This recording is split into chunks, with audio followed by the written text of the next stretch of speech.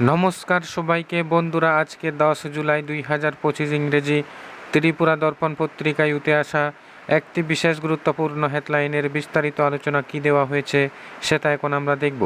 হেডলাইনটির নাম হলো বনধ সর্বাত্মক সেতু। এখানে বলা হচ্ছে, এক বছরের মধ্যেই তৃতীয় মোদী সরকারকে চ্যালেঞ্জের মুখে ফেলে দিল দেশের কৃষক শ্রমিকদের ডাকা দেশব্যাপী ধর্মঘট। সর্বশেষ খবর পাওয়া পর্যন্ত খনি শিল্প, পরিবহন, অর্থনৈতিক ও যোগাযোগ বিভাগে ধর্মঘটের ব্যাপক ও সর্বোচ্চ প্রভাব পড়েছে। 10টি কেন্দ্রীয় শ্রমিক সংগঠনের ডাকা এই ধর্মঘটে প্রায় অচল হয়ে পড়েছিল ত্রিপুরাও। এই দাবি করে শ্রমিক সংগঠনের পক্ষে সিআইটিইউর রাজ্য সভাপতি মানিক দে এক সাংবাদিক সম্মেলনে বলেন, ত্রিপুরার মানুষ এই ধর্মঘটে ব্যাপকভাবে সাড়া দিয়েছেন, সেজন্য ধন্যবাদ জানাই।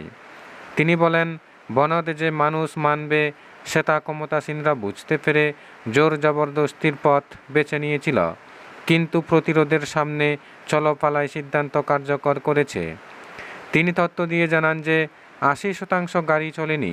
ধর্মঘটে সামিল হলে আগামী 7 দিনের গাড়ি চালানো বন্ধ থাকবে। এই হুলিয়া জারির পর 20% গাড়ি সিন্ডিকেটে এসেছিল, কিন্তু আমতুলি ও বড়মুড়া পর্যন্ত গিয়ে যাত্রী না পেয়ে ফিরে এসেছে। কৈলাসহর, রাধানগর, উদয়পুর কোনো জায়গাতেই গাড়ি চলেনি। ত্রিপুরার শহরে 70% ও গ্রামে সর্বাত্মক ধর্মঘট পালিত হয়েছে। শিক্ষা প্রতিষ্ঠান যেখানে পরীক্ষা ছিল সেগুলো ছাড়া বাকি সব বন্ধ ছিল।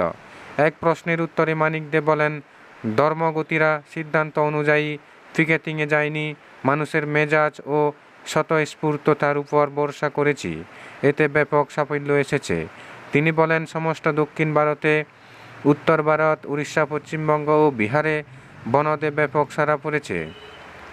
পশ্চিমবঙ্গে বনধের সাফল্য ব্যাপক। খনি ও শিল্পের উপর এই ধর্মঘট বিশাল প্রভাব ফেলেছে। মানিক দে বলেন, মোদী সরকার কালকেই সব দাবি মেনে নেবে সেটা মনে করি না, তবে এই ধর্মঘট এই সরকারকে নড়িয়ে দিতে তৈরি, পরবর্তী পদক্ষেপ নিতে যে বদ্ধপরিকর তার প্রমাণ করে দিয়েছে।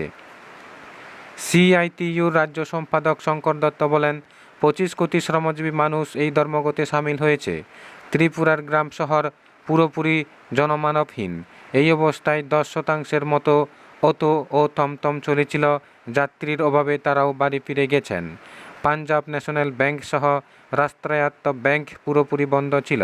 কয়েকটি ব্যাংকে অফিসাররা কাজ চালানোর চেষ্টা করেও ব্যর্থ হয়েছেন।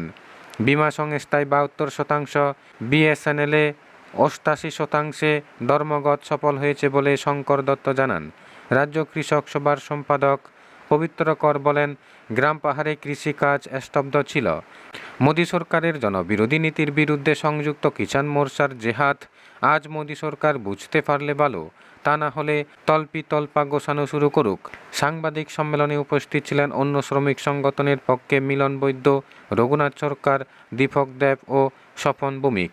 এদিকে 10টি শ্রমিক সংগঠনের ডাকা এই ধর্মঘটের সাফল্যের আঁচ পেয়ে আশঙ্কা কেন্দ্রীয় শ্রমমন্ত্রী মনসুখ মান্ডভিয়ার প্রত্যেকটি সংগঠনের সাথে আলাদাভাবে দেখা করে কথা বলতে চেয়ে প্রস্তাব পাঠিয়েছিলেন। সংগঠনগুলোর পক্ষ থেকে আলস্যসূচি জানতে চাইলে দপ্তর থেকে বলা হয় কোনো আলস্যসূচি নেই। এই পরিস্থিতিতে শ্রমিক সংগঠনগুলোর নেতারা মন্ত্রীর সাথে দেখা করার প্রস্তাব ফিরিয়ে দিয়েছেন। বন্ধুরা, খবর আপাতত এই পর্যন্ত। বন্ধুরা, ভিডিওটি ভালো লাগলে লাইক, শেয়ার, সাবস্ক্রাইব করে আমাদের সঙ্গে থাকুন। ধন্যবাদ সবাইকে ভিডিওটি দেখার জন্য।